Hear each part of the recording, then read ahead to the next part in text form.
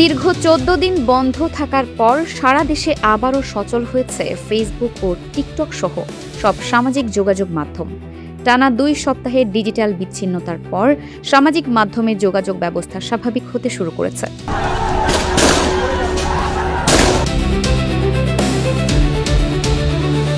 একই দিনে হত্যা, গণগ্রেপ্তার ও নির্যাতনের প্রতিবাদে রাজপথে মার্চ ফর জাস্টিস কর্মসূচি পালন করেছে বৈষম্য বিরোধী ছাত্র আন্দোলন। ঢাকা, চট্টগ্রাম, সিলেট, রাজশাহী ও খুলনা সহ বিভিন্ন স্থানে শিক্ষক, শিক্ষার্থী ও সাধারণ মানুষ এই বিক্ষোভে অংশ নেন।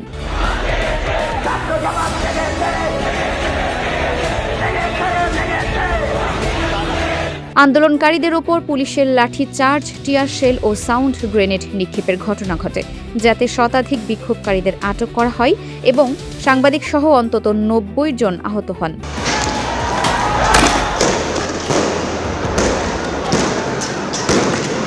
সিলেটে পুলিশের বাধার মুখে সংঘর্ষে আহত হন অন্তত ২০ জন। ঢাকা বিশ্ববিদ্যালয়ের হাইকোর্ট, মাজার গেট, দোয়েল চত্বর ও কেন্দ্রীয় শহীদ মিনারে অবস্থান কর্মসূচি পালন করেন আন্দোলনকারীরা।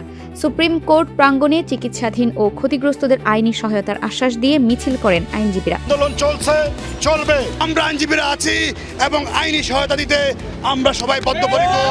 যৌক্তিক দাবির সঙ্গে সবসময় সহমত পোষণ করি এবং ভবিষ্যতেও করব। এদিকে বাংলাদেশে জাতিসংঘের আবাসিক সমন্বয়কারী গোয়েন লুইসের নেতৃত্বে প্রতিনিধি দল সরকারের একাধিক মন্ত্রীর সঙ্গে বৈঠক করে পরিস্থিতি স্বাভাবিক হতে কত সময় লাগবে তা জানতে চাই। জাতিসংঘের মানবাধিকার বিষয়ক হাই কমিশনার ফলকার তুর্ক এবং মার্কিন ২ সিনেটর অতিরিক্ত বল প্রয়োগের তীব্র সমালোচনার ও উদ্বেগ প্রকাশ করেন। একই সময় ঢাকা মহানগর গোয়েন্দা পুলিশের অতিরিক্ত কমিশনার মোহাম্মদ হারুনুর রশিদকে ডিবির দায়িত্ব থেকে সরিয়ে মোহাম্মদ আশরাফুজ্জামানকে নতুন প্রধান করা হয়। সহিংসতা ও ভাঙচুরের ঘটনায় সারা দেশে গ্রেপ্তারের সংখ্যা দাঁড়িয়েছে ১০,৭৩৫ জনে, যার মধ্যে শুধু রাজনীতিতেই গ্রেপ্তার করা হয়েছে প্রায় ৩,০০০ মানুষকে। আন্তর্জাতিক চাপ, দেশ জুড়ে তীব্র প্রতিবাদ ও প্রশাসনিক রদবদলের মধ্য দিয়ে সংকট এক নতুন মোড় নেয়।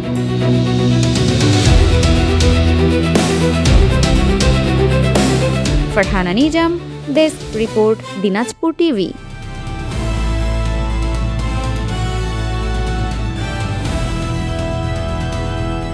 দিনাজপুর টিভি মানুষের জীবনের কথা বলে।